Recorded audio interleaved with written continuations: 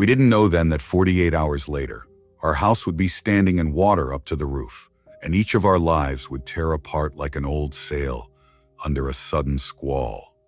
I couldn't have imagined that after saving my family and 2 neighbors from the flooded district, I'd be the one accused of their deaths. Back then, all I wanted was to keep us together. My wife, Melissa, our son, Jake, our daughter, Emma. They were the only steady things in a life that felt like it was always waiting for the next storm, literal or otherwise. We lived in Fort Myers, Florida, one of those postcard towns that looked peaceful until hurricane season reminded you who was really in charge. Our house sat 2 blocks from the canal, painted a faded cream color with a porch I'd rebuilt twice. The lemon tree in the yard still carried scars from the last storm. A crack split its trunk, but it kept growing, stubborn as ever. 3 years earlier, another hurricane had torn half the roof off. I'd spent weeks patching it, shingle by shingle, swearing that this time I'd make it strong enough to last forever. When the last nail went in, I stood there, soaked in sweat, and promised myself that this house would always be ours. Ours. I wasn't clinging to the building. I was clinging to what it represented. A family that hadn't yet drifted apart. The truth was, Melissa had been talking about leaving Florida for months. She wanted to move north, closer to her parents, to give the kids a safer life. Jake dreamed of college in Colorado. Emma wanted snow. I wanted quiet, not silence, but the kind of peace that comes from knowing the people you love are still under the same roof at night. That roof had become my way of holding them together. If I could keep the house standing, maybe the rest of us would stand too. The first weather alert started like background noise. A red banner at the bottom of the TV screen. A neighbor's post in the group chat, the sound of someone hammering plywood 2 streets down. We'd lived in Florida long enough to know the rhythm. Panic, preparation, relief when it passed. Melissa wanted to leave early. She packed bags before I even checked the forecast. I told her Ian might turn, that they always turn, but deep down I knew what she really wanted was a reason to go. That week our conversations were short, careful. She moved through the house like a guest, folding laundry that wasn't hers, cooking meals no one asked for. I stayed busy fixing gutters, tightening shutters, pretending every task was essential. It wasn't just the storm we were bracing for. It was everything we hadn't said for years. Sometimes when the news mentioned evacuation, I'd catch her looking at me. Not angry, just tired. The kind of tired that doesn't come from lack of sleep, but from trying too long. Jake avoided us both, spending most of his time helping friends board their windows. He wanted to feel useful. Emma followed him around, wanting to feel grown. I watched them and thought about how storms make kids grow up faster here. The night before landfall, the air was thick, heavy like soup. The world felt smaller somehow, like the clouds were pressing it down. I could smell rain even before it started. That metallic smell that seeps through the window frames and tells you trouble's coming. We had dinner together. Spaghetti and salad, the kind of simple meal we always fell back on when no one wanted to talk. The power flickered halfway through, and Melissa lit a few candles. Their light bounced on her face, soft and distant. I tried to memorize it. If I'd known it was the last normal meal we'd have, I'd have said something. Anything. Maybe that I was scared too, or that I'd always meant to move, just not yet. But I stayed quiet, pretending everything was fine. At midnight, the first drops came. Fat, lazy raindrops that hit the porch roof like fingers tapping. By morning, the yard was already a pond. The lemon tree's roots were under brown water, and the canal looked higher than I'd ever seen it. By noon, the power lines were down. The radio crackled with evacuation orders. Our street was on the list. Melissa looked at me like she expected me to say, "Let's go." I couldn't. Not because I didn't care, because I didn't trust the roads. Every hurricane, there were pictures of cars floating in ditches. I told her the safest thing was to move upstairs, to wait it out. She didn't agree, but she didn't fight. That silence scared me more than the wind. I carried bottled water, flashlights, the first aid kit, and a few blankets upstairs. I even grabbed the photo albums. Not because I thought we'd need them, because it felt wrong to leave them behind. The kids stayed close. Jake kept asking if the roof would hold. Emma kept asking if the lemon tree would die. I lied to both. When the wind came, it didn't start with a roar. It started with a groan, like the house itself was warning us. The shutters rattled. Something heavy fell outside. Maybe the grill, maybe the porch chairs. Then the rain turned sideways. Within an hour, the porch disappeared. I could see planks floating past the window, spinning slowly like toys in a bath. The fence went next, then part of the neighbor's shed. Melissa sat on the floor with the kids, clutching them like the wind might reach through the walls. I sat by the window, watching. I don't know why. Maybe because watching made me feel like I had some control. At some point, I realized the water had reached the stairs. I could see it sloshing against the bottom step, dark and oily. It kept climbing. That's when I looked out and saw them. The Halls. 2 doors down. Mr. Hall was on his roof, holding his wife's arm while she clung to a mailbox that was barely visible above the flood. The current was pulling her sideways. For a second, I thought about pretending I hadn't seen them. I hated that thought as soon as it appeared, but it was there. Raw human fear. Then I stood up. I told Melissa I was going out. She didn't answer, just stared at me, her eyes wet and furious at the same time. She knew there was no stopping me. I tied a rope around my waist and looped the other end around the balcony post. I'd done this before, years ago, to check damage during a smaller storm. But that was nothing like this. The moment I stepped outside, the wind hit me so hard I almost lost balance. It wasn't just wind. It was sound, pressure, water chaos. I could barely breathe. I kept one hand on the rope, moving inch by inch toward the halls. By the time I reached them, Mr. Hall was shouting something I couldn't hear. I grabbed Mrs. Hall's arm and tried to pull her closer, but the current was stronger than both of us. Her eyes were wide, terrified, apologetic. She said something, I think my name, then slipped. I lunged and caught her coat. I managed to get her onto what looked like a floating door and yelled at Mr. Hall to hold on. We started back. Halfway there, the rope went slack. A moment later, it snapped. The sound was quick and clean like a gunshot. The world spun. I remember seeing the balcony light fade as the current took us. I don't remember everything after that. Flashes mostly. Water hitting my face. The sound of Melissa screaming my name from the house. Mr. Hall trying to hold his wife. Something hard hitting my shoulder. When I came to, I was near our porch again. Somehow, I'd managed to pull them both close enough for Melissa and Jake to reach through the window. We dragged them inside. Everyone was coughing, shaking. For a minute, we just sat there, the 5 of us, alive. I thought that was it, that we'd beaten the storm. But storms don't end when the wind stops. When the noise finally died, it wasn't silence that followed. It was this thick kind of quiet, the kind that comes after a fight where everyone's too tired to say anything else. The rain still fell, but softer now, tapping on what was left of the roof.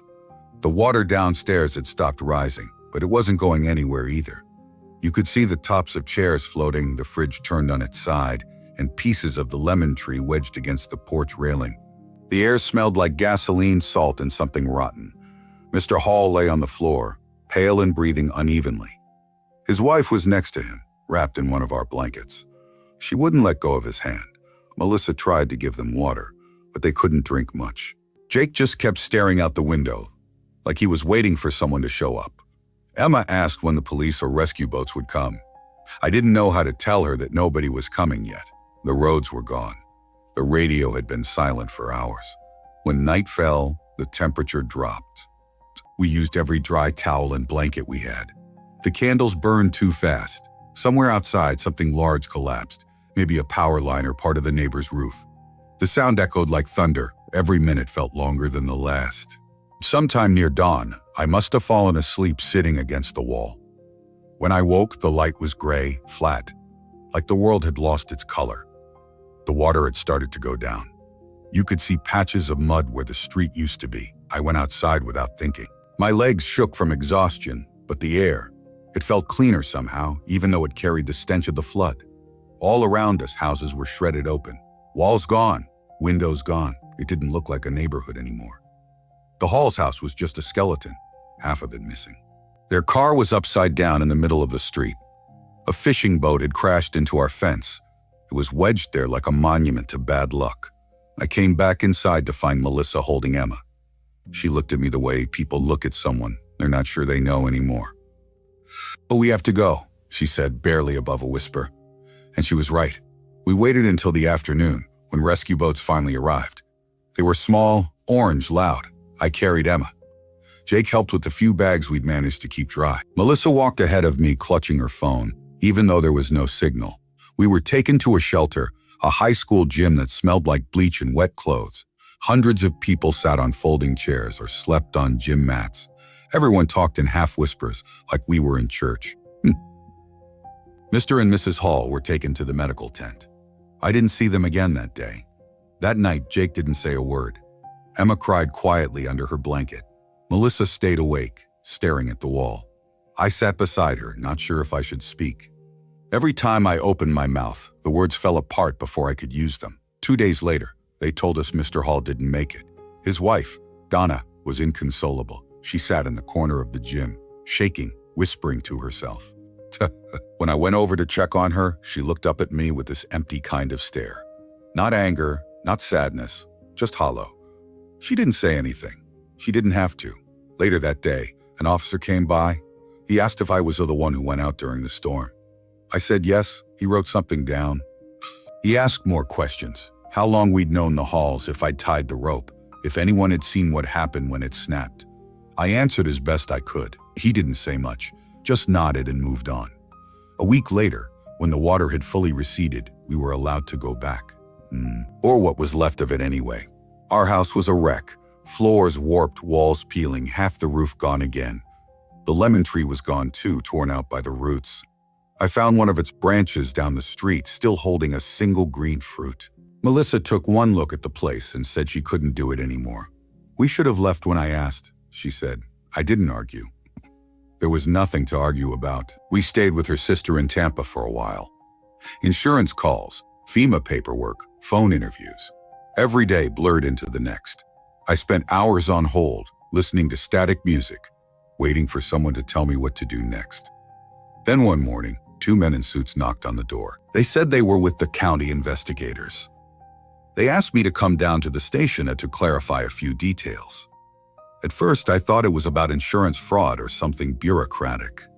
But when they started reading from a report, allegations of negligence resulting in the death of a resident during a natural disaster, I felt the room spin. Apparently, Donna Hall had filed a statement. She said I'd pulled her husband the wrong way, that my rope had broken because it wasn't secured properly, that if I hadn't interfered, he might have survived on the roof until rescue came. I didn't even know how to respond. I just kept saying I was trying to help, over and over. They didn't arrest me that day, but they took my statement. I remember the officer's face, blank, tired like he'd heard too many stories that week to care. When I got home, Melissa was sitting at the table. She already knew. I could see it in her eyes before she said a word. She didn't yell. She just said she was taking the kids to her parents' place for a while. That a while turned into weeks, then months. I stayed in Tampa, renting a room from a friend. The case hung over me like a fog. Every time the phone rang, I flinched. There were hearings, interviews, affidavits.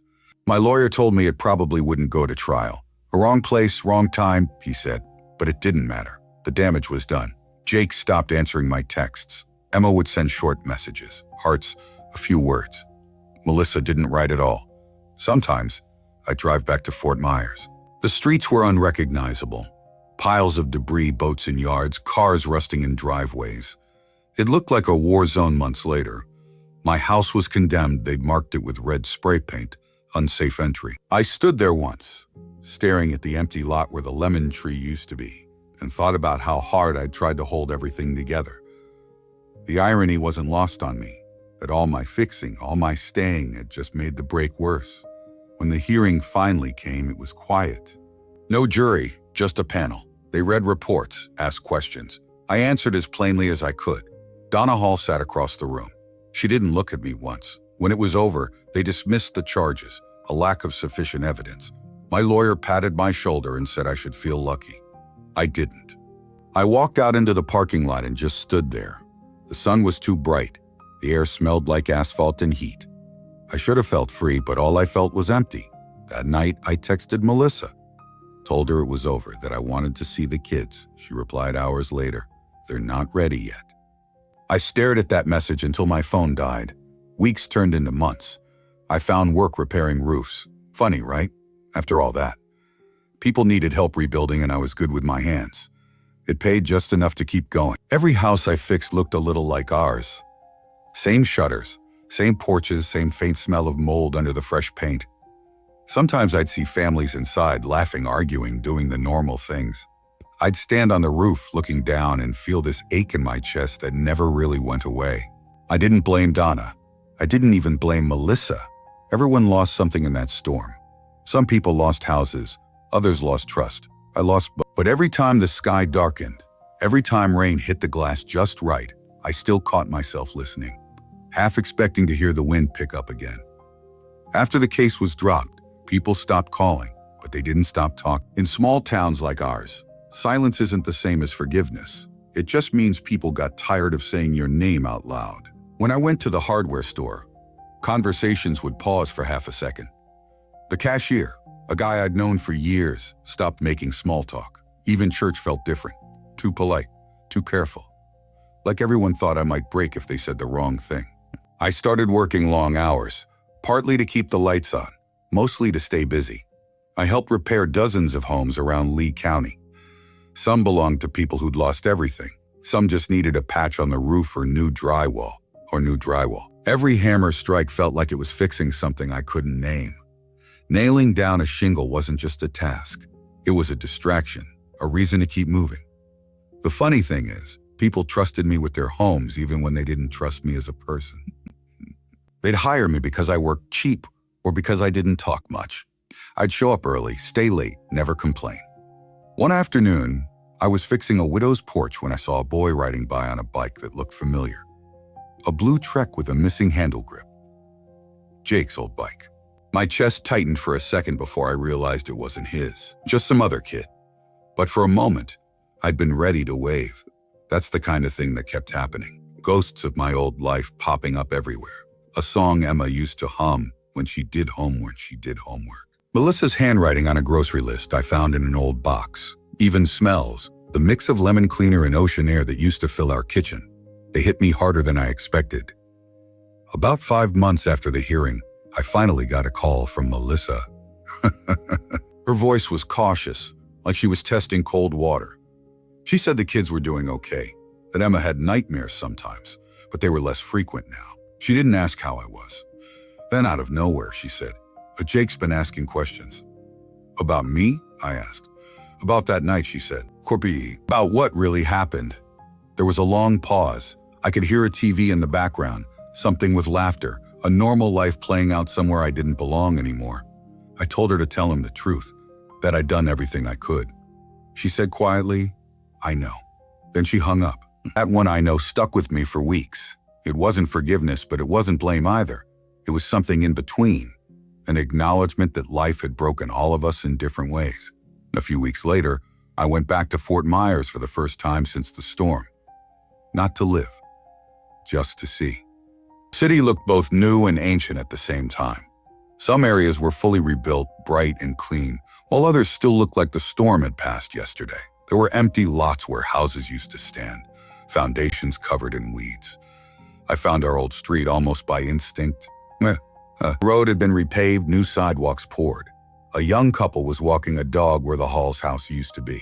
They waved politely, not knowing who I was. Our house, well, it was still standing. My dad had repainted it a dull beige and replaced the roof. The porch was new, sturdier. The land itself felt different. Dry, brittle, salty. The soil had never recovered. The lemon tree was gone. In its place, a patch of bare earth cracked like old paint. I stood there for a long time, staring at that spot. Eventually, I drove to a nursery, bought a small lemon sapling, and planted it in the same place. I didn't make a speech or think about symbolism or any of that. I just dug the hole, lowered the roots, and packed the dirt around it. Something about the act felt right. Not hopeful, just necessary. At night, I slept in what was left of our old bedroom. The windows creaked in the wind. The air smelled faintly of salt and paint thinner. I dreamed about the storm again. Not the destruction part, but the moment before it hit. That stillness. That held breath. In the dream, I wasn't scared, just aware. Work started picking up after that. Word got around that I didn't charge extra for storm repairs. People began to call again, not to gossip, but to ask for help. One day, while working on a job near the beach, I saw Melissa's car parked across the street. She was sitting inside, engine running. I froze, unsure if I should approach. Then she stepped out. She looked older. Not in a bad way, just more tired. Her hair was shorter, her eyes softer somehow. "I wasn't sure if you'd be here," she said. "I wasn't sure if I should be," I answered. We stood there awkwardly, like strangers pretending to remember how to talk. She told me they were in town for a few days, visiting her sister, sorting some insurance things. The kids were with her. Then she asked, almost casually, "Did you want to see them?" I nodded before I could even think. We went to a small cafe downtown. When Jake walked in, my first thought was how much he looked like me. Same shoulders, same way of standing with one foot turned out. He didn't hug me right away. He just looked at me for a few seconds, then said, "Hey, Dad." That was enough. Emma ran to me though, full sprint, arms around my neck, crying into my shirt. She smelled like shampoo and sunlight. For the first time in months, I felt like a person again. We sat and talked for hours. Nothing heavy. School friends, the new cat they'd adopted. Jake stayed quiet at first, but opened up by the end. He said he was learning carpentry in a high school elective. I laughed. "Guess it runs in the family," I told him. He smiled, just a little, but it was real. When we left, Melissa handed me a small envelope. Inside was a photo. The four of us from years ago, sitting under the lemon tree. The kids were tiny, grinning with juice-stained hands. On the back, she'd written, "Maybe we weren't broken, just scattered." After that, we started talking more often. Slow, steady, phone calls, then visits. Sometimes she'd bring the kids down for weekends. We'd fix things around the house together, make dinner, sit on the porch when it got dark. The silences between us changed. They weren't cold anymore, just quiet, like a space that didn't need filling. Jake and I rebuilt the porch railing one afternoon. When we were done, we sat side by side, watching the sun dip behind the canal. He asked, "Do you ever think about that night?" I said, "Every day." He nodded. I don't remember all of it. Just flashes, the sound of the wind, Mom crying, the house shaking, but I remember you going outside. I waited, not sure where he was going with it. "You didn't have to," he said. "Yeah," I said. But I did." He looked at me for a long moment and then said, "I'm glad you did." That hit harder than anything else could have. That night, I lay awake listening to the breeze move through the new lemon tree's leaves. The sound was soft, like whispers through paper. The air smelled faintly of salt and citrus. I realized something then. The storm had taken everything except the one thing it couldn't: the need to keep rebuilding, even when you don't know what the end will look like. That's what survival really is. Not the single moment when you live through disaster, but the hundreds of small moments afterward, when you choose to keep going anyway. We didn't know then that 48 hours later, our house would be standing in water up to the roof, and each of our lives would tear apart like an old sail under a sudden squall. I couldn't have imagined that after saving my family and two neighbors from the flooded district, I'd be the one accused of their deaths. Back then, all I wanted was to keep us together. My wife, Melissa, our son Jake, our daughter Emma, they were the only steady things in a life that felt like it was always waiting for the next storm, literal or otherwise. We lived in Fort Myers, Florida, one of those postcard towns that looked peaceful until hurricane season reminded you who was really in charge. Our house sat 2 blocks from the canal, painted a faded cream color with a porch I'd rebuilt twice. The lemon tree in the yard still carried scars from the last storm. A crack split its trunk, but it kept growing, stubborn as ever. 3 years earlier, another hurricane had torn half the roof off.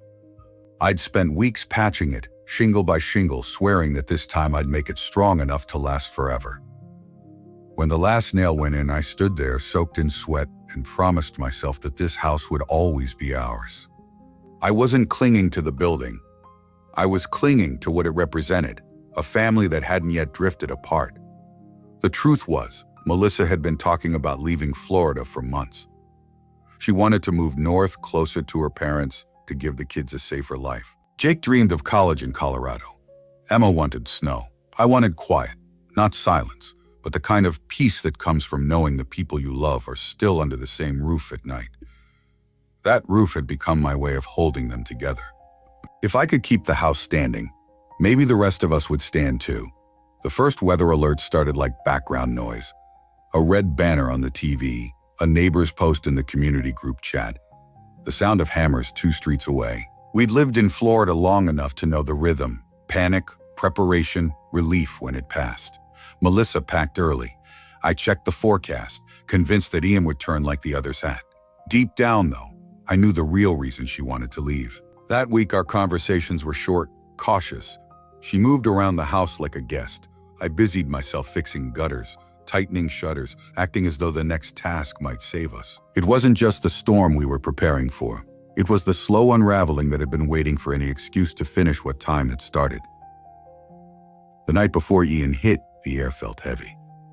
The sky was colorless, the world holding its breath. Jake came home late from helping a friend board up windows. He looked proud, exhausted, like he'd just discovered what it meant to protect something. Emma followed him around, restless.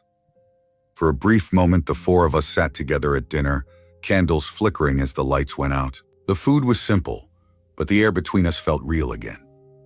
I didn't know it then, but that was our last meal before everything changed. By morning, the yard was a pond.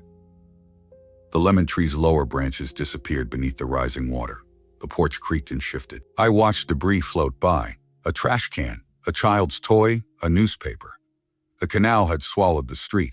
The radio crackled with evacuation orders. Our neighborhood was already cut off. Melissa wanted to leave, but I told her it was too late. The roads were gone, cars already stranded. We moved everything we could upstairs: food, flashlights, blankets. The kids helped without asking questions. The sound came before the destruction, a deep groan through the walls, followed by a shudder that traveled through the floorboards. The house trembled as if it were alive and afraid. When the wind finally arrived in full, it was relentless. Rain slammed against the windows sideways. The noise was constant, like an engine revving underwater. Within hours, the porch vanished. The fence was gone. The lemon tree bent until it disappeared under the brown wave. Through the upstairs window, rooftops floated past like boats. When the water reached the second floor, I realized this wasn't another hurricane. It was something else, something that erased the line between land and sea, safety and chaos. Outside, two figures struggled against the current: the Halls, our elderly neighbors. Mr. Hall was clinging to a roof beam, holding his wife's hand above the waterline. They looked impossibly small in the vast gray. I knew I couldn't watch and do nothing. I tied a rope around my waist, fastened it to the balcony post, and stepped into the storm. The wind hit like a physical force, knocking the air out of me. The current dragged at my legs. Every movement was a fight. The Halls were slipping. I reached them just as Mrs. Hall lost her grip. I hauled her up onto what looked like a floating door and tried to guide them back. Halfway home, the rope snapped. The sound was sharp, final. The light from our window blurred through the rain and then vanished behind waves. We drifted, fought, lost direction. I don't remember the exact sequence, just flashes. The water cold enough to burn, the sound of wood splintering, Mr. Hall's grip slipping, my shoulder hitting something hard. When I finally saw our house again, it was through fog and debris. Melissa and Jake pulled us through a broken window. We collapsed on the floor, soaked and trembling. Mrs. Hall wasn't breathing right. Mr. Hall held her, whispering her name over and over. We tried to keep her awake, to warm her, to do anything. When morning came, the world was silent. No wind, no bird, only the sound of water still shifting under the house. The neighborhood was gone, pieces of people's lives floating by. By the time rescue boats arrived, Mrs. Hall was still. They covered her carefully like something fragile. Mr. Hall sat beside her, eyes hollow. He didn't look at me. 2 days later, the story reached the news. The sheriff's office called it an inquiry into civilian rescue conduct, a phrase that made it sound like a policy issue instead of a tragedy. Mr. Hall, in his grief, told them I'd let go of the rope, that I'd left them. It didn't matter that the rope broke. It didn't matter that without me, neither of them would have reached that house. The world needed a narrative. The storm was too big, too cruel, too chaotic. Someone had to make sense of it. Someone had to be at fault. The investigation dragged for months. Reporters parked near our house, asking questions through the fence. The local paper ran a photo of me walking outside with the headline, "A hero or reckless." Melissa stopped going out. The kids switched schools. The phone rang less. Friends stopped calling altogether. The first hearing was surreal. Lawyers discussed my life like it was data. They dissected decisions made in panic, debated knots, ropes, water depth, angles of current. One attorney suggested I'd been acting heroically for attention. Another said I'd have violated safety protocols, as if I'd had a manual while drowning. When the charges were dropped 8 months later due to lack of evidence, the relief didn't come. The silence that followed was heavier than the noise before it. People forgot the details, but they remembered the name. Melissa eventually left. She said she needed distance for the kids, for herself. She promised it wasn't forever, but time stretched and turned into absence. The house became quiet, filled with echoes, the soft clink of dishes that belonged to no one, the hum of the refrigerator at night. I kept busy, fixed what I could, sold what I couldn't, sold what I could. The water stains on the walls never came out.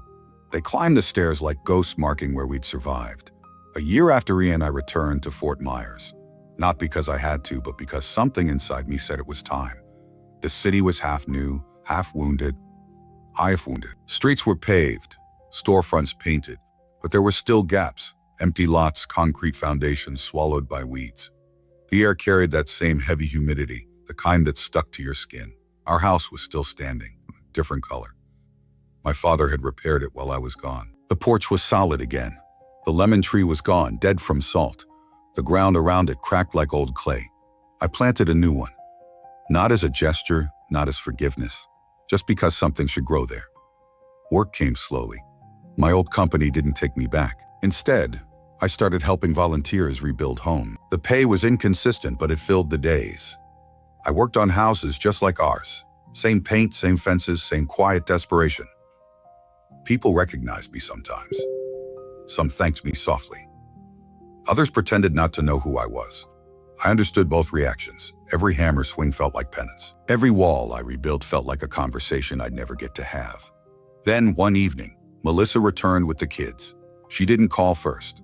I saw her car in the driveway and froze, half expecting a dream. Emma's laughter carried through the open door. They stayed for a few days, then a few more. The visits became habit.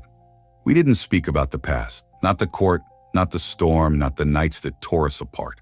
We just existed again in the same space. Coffee on the porch, quiet dinners, the sound of waves in the distance. Jake came back later that summer, taller now, older. He helped repair the roof again, the same roof I'd promised would last forever. When we finished, we sat beneath the young lemon tree. The air was warm and still, and for the first time in years, it didn't feel like a warning. He looked at the tree for a while, then at the house, then away again. There was no need for words. Everything that mattered was already understood. The weight of staying, the cost of leaving. The unspoken truth that survival is not the same as peace. That night, as the wind brushed the windows and the sound of the sea echoed faintly through the quiet, I realized I wasn't afraid anymore. Not of storms, not of whispers, not of being alone. The hurricane had taken everything that could be taken. What remained wasn't strength or faith, just the stubborn instinct to keep building, to keep trying. I finally understood. Isn't the walls or the roof you repair. It's the people who come back, even when everything has fallen apart. It's the silence shared without fear. It's the small acts that say, we're still here. And in that quiet house, with the lemon tree swaying in the night breeze, I felt something like peace for the first time since Ian. Not because the storm had passed, but because we'd survived it together. Thanks for watching. Don't forget to check out our other stories about real people and real emotion.